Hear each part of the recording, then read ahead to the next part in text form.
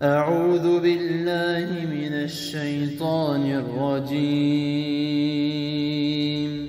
بسم الله الرحمن الرحيم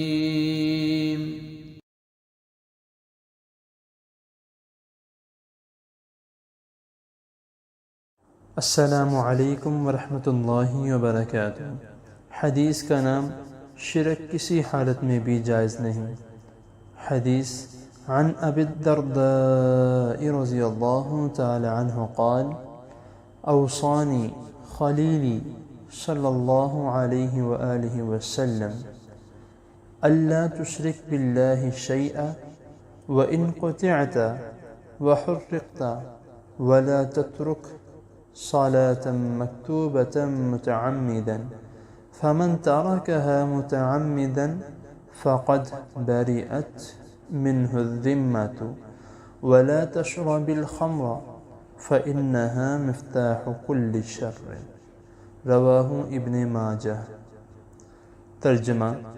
حضرت ابو درداء رضی اللہ تعالی عنہ سے روایت ہے، مجھ سے میری جگری دوست جانی محبوب صلی اللہ علیہ وسلم نے نصیحت کرتے ہوئے فرمایا، اللہ کے ساتھ کسی چیز کو شریک نہ ٹھہرانا،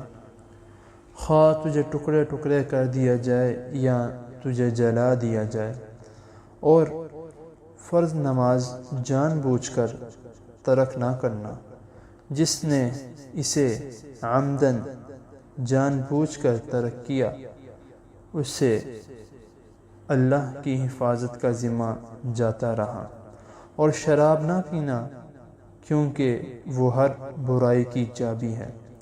اس حدیث کو امام ابن ماجہ رحمۃ اللہ نے اپنی کتاب میں بیان کیا ہے۔